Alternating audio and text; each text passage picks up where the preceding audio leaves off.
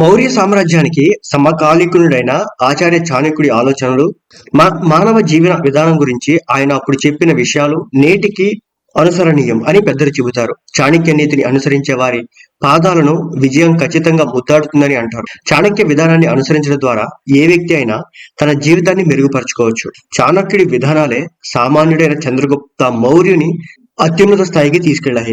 ఆచార్య చాణక్యుడు గొప్ప ఆలోచనాపరుడు. అంతేకాదు చాణక్యుడు నైపుణ్యం కలిగిన రాజకీయ నాయకుడు.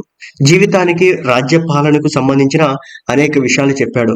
ముందుకు వెళ్లేందుకు మాత్రమే కాదు, ఆచార్య చాణక్యుడు వివాహ సంబంధాల గురించి కూడా అభిప్రాయాన్ని వ్యక్తం చేశారు. జీవిత భాగస్వామితో మన సంబంధాన్ని మరింత బలోపేతం చేసే కొన్ని విషయాల గురించి చెప్పాడు.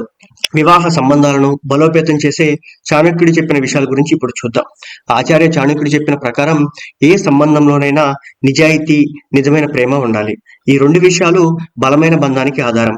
ఎవరైనా మిమ్మల్ని ప్రేమిస్తూ ఉన్నప్పటికీ నిజాయితీ లోపిస్తే అప్పుడు ఆ సంబంధంలో చీలికలు వస్తాయి. అటువంటి పరిస్థితిలో నిజాయితీ, నిజమైన ప్రేమ ఈ రెండింటి మధ్య సమతుల్యతను సృష్టించాల్సిన అవసరం ఉంటుంది. జీవితంలో ఆనందం, శాంతి కోసమే ప్రేమ, నిజాయితీ అవసరమని ఆచార్య చాణక్యులు వివరించారు. అహం అతిపెద్ద శత్రువు. అహం మనిషికి అతిపెద్ద శత్రువు. ఇది మంచి సంబంధాలను కూడా పాడు చేస్తుందని ఆచార్య చాణక్యులు చెప్పారు.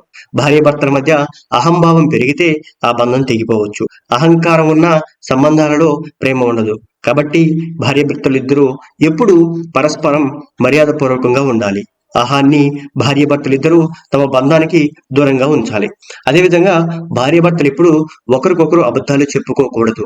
భార్యాభర్తల మధ్య సంబంధంలో నిజం, పారదర్శకత ఉండాలని ఆచార్య చాణక్యులు నమ్మారు. ఎందుకంటే అబద్ధాలు చెప్పడం వల్ల సంబంధంలో అపార్థాలు వస్తాయి. నిజం, పారదర్శకత లోపిస్తే భార్యాభర్తల సంబంధం చెడిపోతుంది. నిజం, సత్యం, పారదర్శకత భార్యాభర్తల మధ్య సంబంధాలపై నమ్మకాన్ని పెంచడమే కాదు, ప్రతి సందర్భంలో కూడా ఒకరికొకరు అండగా నిలుస్తారు. ఇక ఆచార్య చాణక్యుడు చెప్పిన ప్రకారం భార్యాభర్తలు తమకు సంబంధించిన విషయాలలో మూడో వ్యక్తికి జోక్యం చేసుకునే అవకాశం ఇవ్వద్దు. భార్యాభర్తల మధ్య ఏ విషయంలోనైనా మూడవ పక్షం జోక్యం చేసుకుంటే వారి మధ్య సంతోషం లోపిస్తుంది.